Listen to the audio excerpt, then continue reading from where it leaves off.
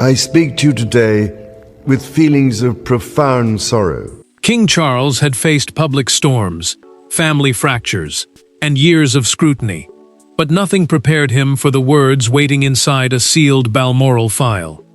The decree carried the authority of his late mother, and its meaning was brutally clear. Camilla was never to inherit unrestricted access to one of the monarchy's most intimate royal sanctuaries. Charles read the final paragraph twice. Then he lowered the document, and the room went completely silent. Before we go deeper into what this really means for the royal family, make sure to subscribe so you don't miss a single update. Charles kept staring at the page, hoping another reading might soften it. It did not. The decree, a written royal instruction setting out a private decision, stated that certain family rooms, personal records, and inherited Balmoral privileges were to remain beyond Camilla's automatic reach, even after he became king. Balmoral was more than a Scottish residence. It had been Elizabeth's refuge, tied to personal memories, and the final chapter of her life. That was why the restriction cut so deeply. It was not merely about access. It was about belonging. Camilla saw the change in him before she knew why. She watched him fold the page, his hands controlled. "What is it?" she asked. Charles did not answer. He placed the decree on the table, removed his glasses, and turned toward the aide near the door. "Leave us," he said. The words were final. When the door closed, the queen consort looked back at him and understood that whatever sat between them had already changed everything. Charles finally told her that Elizabeth's instruction had been designed to survive her death. That detail destroyed any hope that this was a temporary disagreement. His mother had anticipated the future. She had expected him to become king. Still, she had drawn the line. Camilla listened without interrupting, but the hurt in her silence grew heavier. For the monarch, obedience meant enforcing a boundary against the woman beside him. Defiance meant challenging the wishes of the mother whose legacy he had inherited. Then Charles reached the notation at the bottom of the file and froze. Another royal had been informed before Elizabeth died. Someone inside the family had known, carried the secret, and never warned him. He read the name again, slower this time. Shock hardened into resolve. He needed to know why his mother had gone this far, and the person who might hold the answer was someone Camilla would not want him to confront. But the document was only the wound. The deeper pain lay in what it revealed about the three people trapped inside Elizabeth's final boundary. For Charles, the decree was not simply an order from a former monarch. It was a message from his mother, reaching into his marriage from beyond the grave.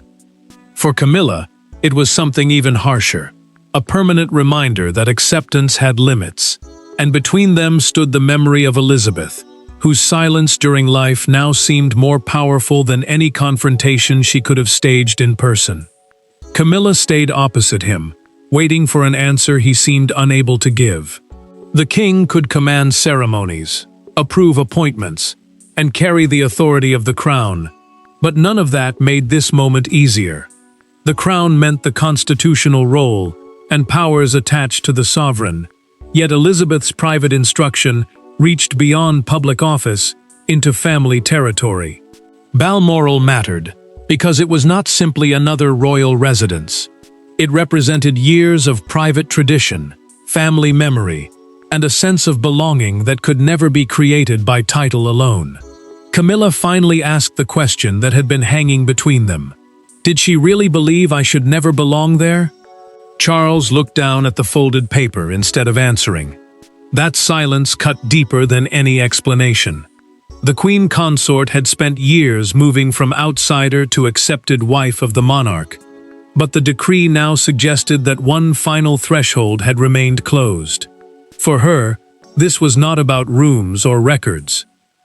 It was about whether Elizabeth had ever fully accepted her inside the most private circle of the family. Charles felt the conflict tightening around him. As a husband, he wanted to reject anything that humiliated the woman beside him. As a son, he could not ignore the weight of his mother's final wishes. Then another detail pulled his attention back to the document. The wording separated his authority as king from his rights over Elizabeth's private family arrangements. It was deliberate. She had anticipated that he might one day try to reverse what she had protected. Then, the handwritten notation changed everything. Charles read it once, then again. Princess Anne had been informed of the arrangement before Elizabeth's death. His sister had known. She had carried that knowledge while he remained unaware, and suddenly the silence around the decree felt larger than one private decision. Camilla saw his expression harden. She understood immediately that the pain had shifted from rejection to betrayal. Charles folded the document with slow, controlled movements. He was no longer asking only what his mother had decided. He wanted to know why Anne had been trusted with the truth, while he had been left outside it. To understand Elizabeth's decision, Charles would have to reopen a family memory everyone else had quietly agreed to bury. The decree had not been born from years of vague resentment. It had a beginning, a single fictional night at Balmoral, when Elizabeth watched an argument cross a boundary she considered sacred. Those present later remembered how quickly her mood changed. She did not raise her voice. She did not create a scene. She simply ended the conversation, left the room, and made a decision that would remain hidden until Charles himself was forced to confront it. Elizabeth had already been thinking carefully about the future by then. Charles was pressing for Camilla to be treated without private restrictions once his own responsibilities increased, because anything less, in his mind, would leave his wife permanently exposed to quiet humiliation. The distinction mattered. Crown property referred to assets connected to the sovereign's official role, while private family spaces belonged to a different world of personal ownership, memory, and inheritance. The Queen believed those two worlds should never be treated as the same thing. Charles pushed harder than he normally would. He told his mother that public acceptance would mean very little if Camilla could still be made to feel like an outsider behind closed doors. Elizabeth listened, but she did not bend. She answered with a calm firmness that made the room feel smaller. Acceptance inside the monarchy did not mean automatic ownership of every private tradition. For the prince, that sounded like a warning. For his mother, it was a boundary she believed had to survive sentiment. Camilla then raised the point that changed everything. She suggested altering access arrangements for a private Balmoral room holding personal papers and family objects connected with Prince Philip. The suggestion was practical in tone, but Elizabeth heard something else in it.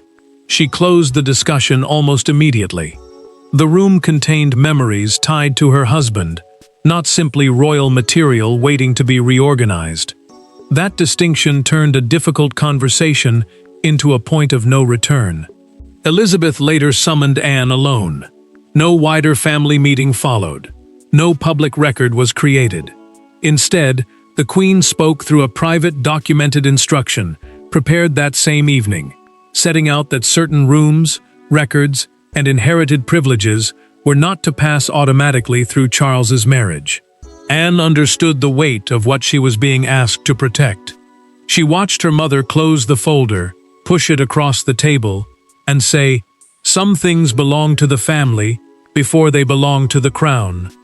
The princess accepted the responsibility without argument.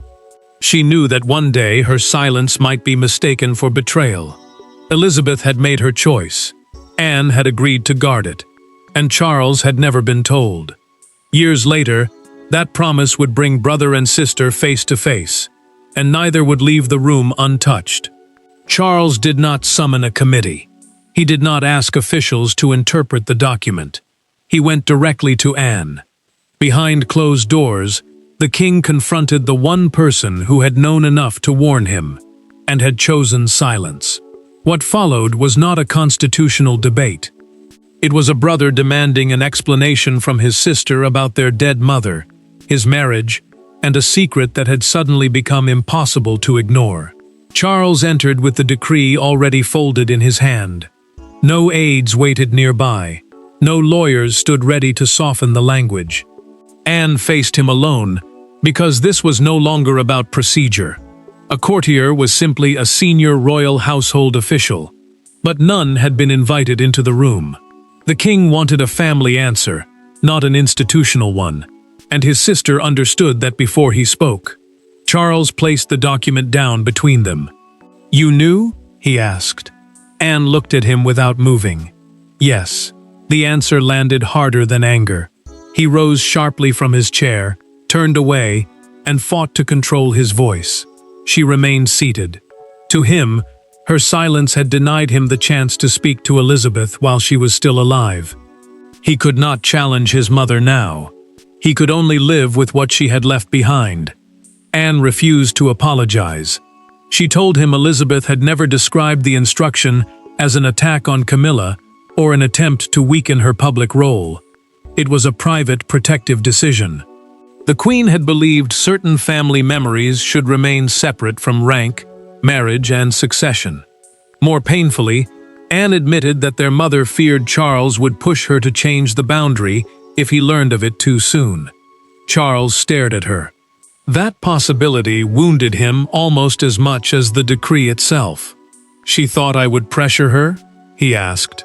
Anne answered carefully, but she did not retreat. Elizabeth had reviewed the wording more than once. Each time, she left the central restriction untouched.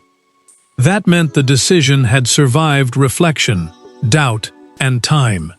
Charles asked the question he had avoided since opening the file. Did Elizabeth distrust Camilla? Anne's answer was devastating.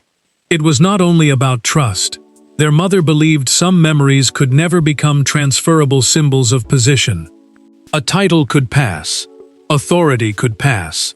Certain personal spaces, objects, and private histories could not. Charles reached for the decree again. His anger had changed shape.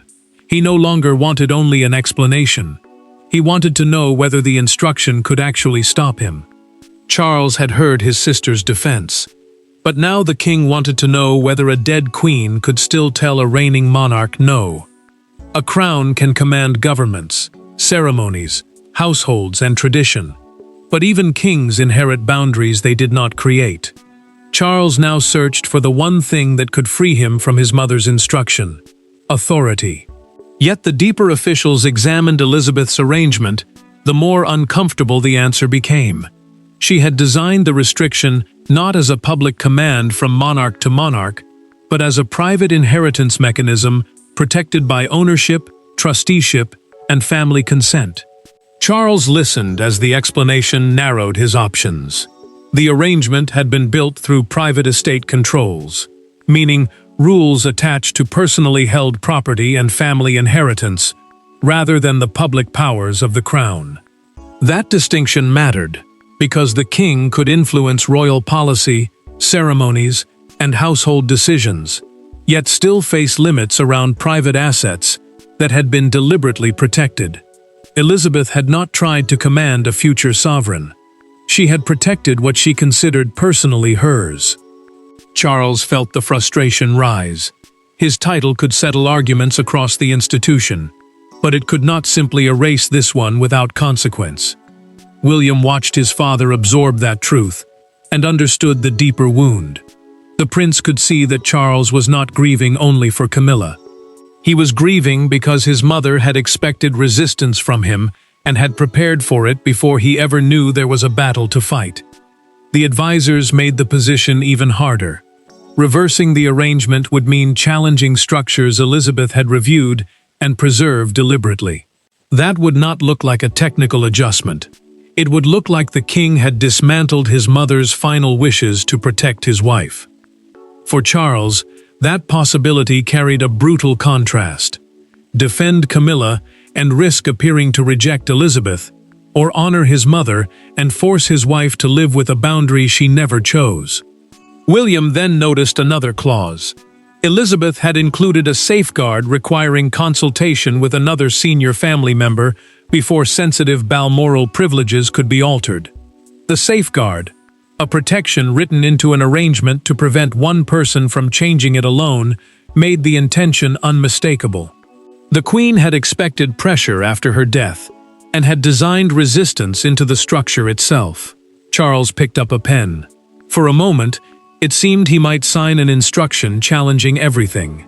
William said nothing. His father held the pen above the page, stared at the wording, and slowly placed it back down.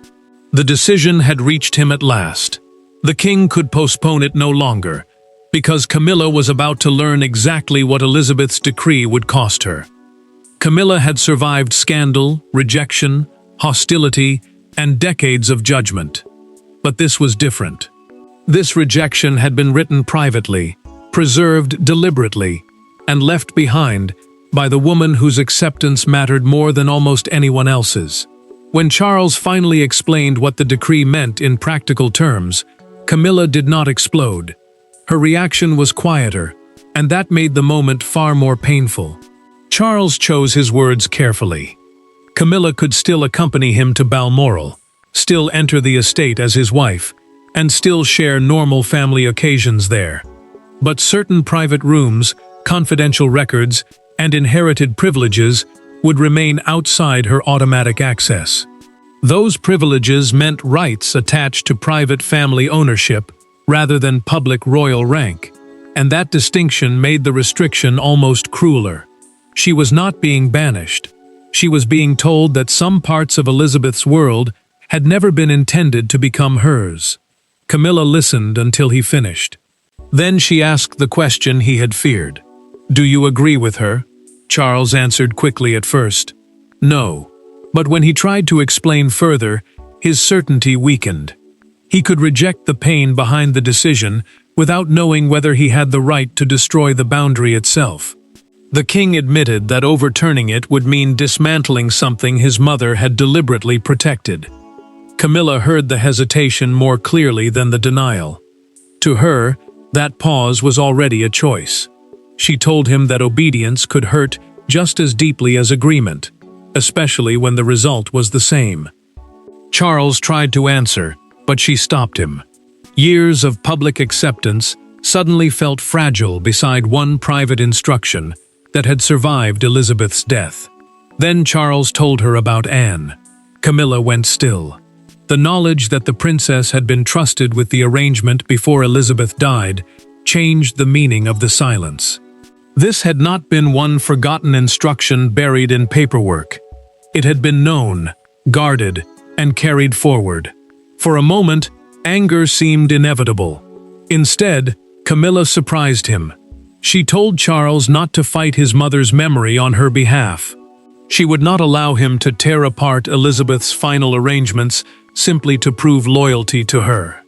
The queen consort rose, walked toward the door, then turned back once. "If you tear apart what she left behind for me, everyone loses." Charles said nothing. She left before he could answer. Her surrender should have ended the battle, but instead, it forced Charles to confront the one person whose future would outlive every grievance in the room. The turning point did not come through lawyers, advisors, or palace strategy. It came in a private conversation between father and son. Charles and William spoke without officials between them, without documents on the table, and without the language of monarchy to hide behind. For the first time, Charles admitted what truly shattered him. Not that Elizabeth had restricted Camilla, but that his mother had expected him to misunderstand why she did it. William listened before he answered. He knew his father was trapped between two loyalties that could not be measured against each other. The wife standing beside him now, and the mother whose memory still shaped the monarchy around him. The prince understood that inherited office meant the public role passed from one sovereign to the next, while private family memory belonged to a more personal world that rank alone could not claim. That difference had become the heart of Elizabeth's decision. Charles finally said what he had avoided admitting. He felt judged.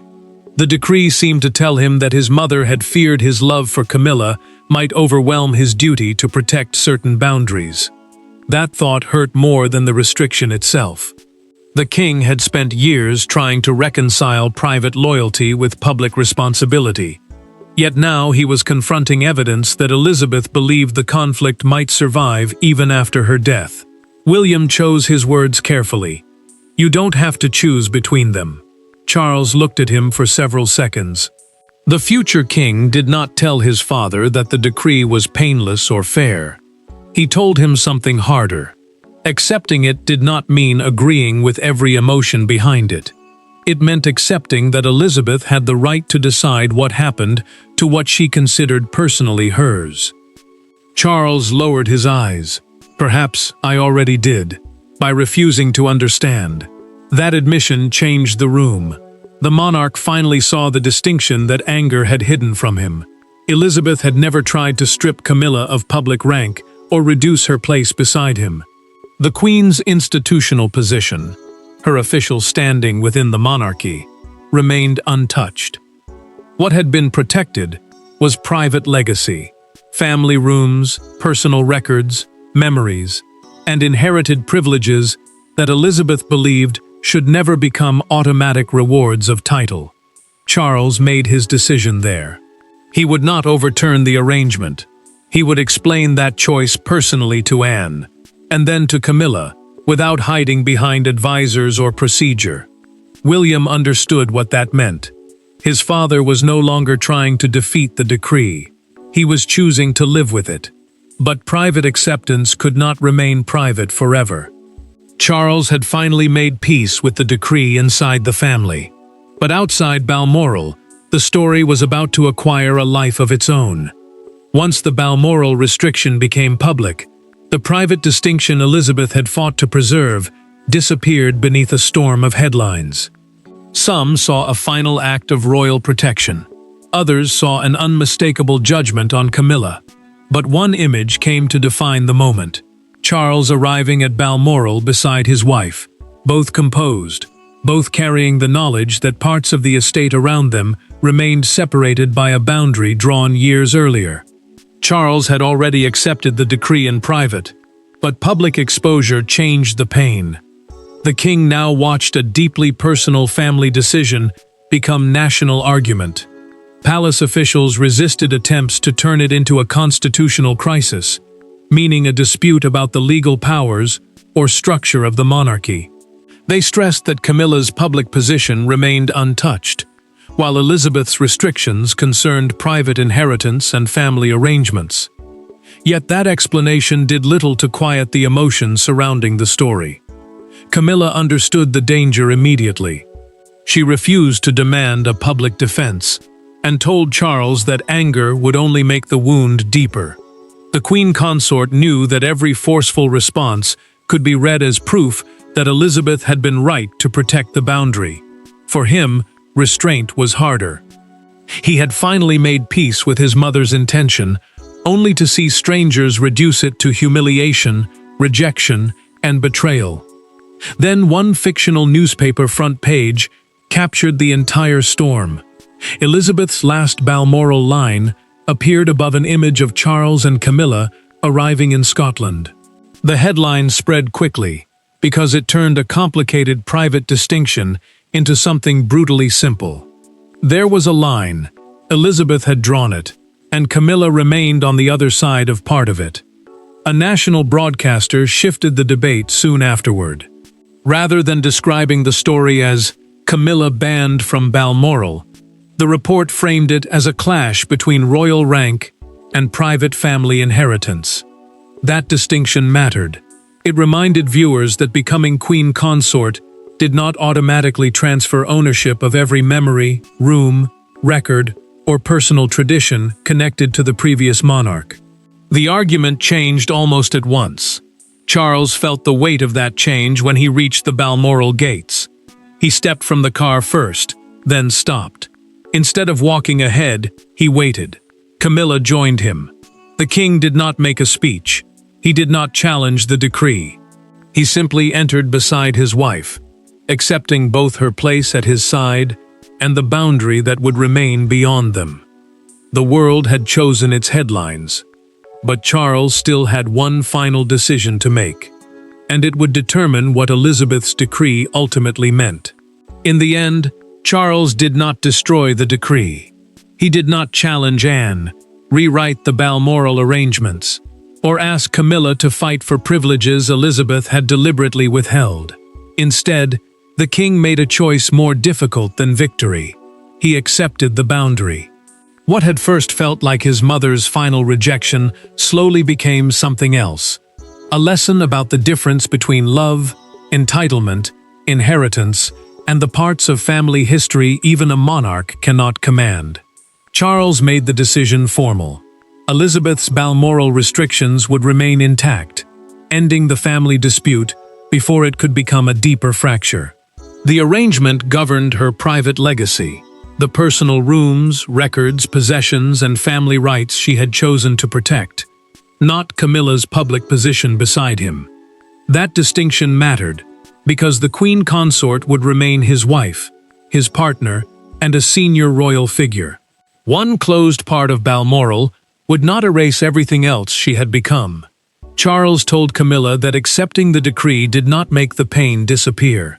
He apologized for asking her to live with a boundary created by someone whose approval had mattered so much. She listened quietly, then gave him the answer he had not expected.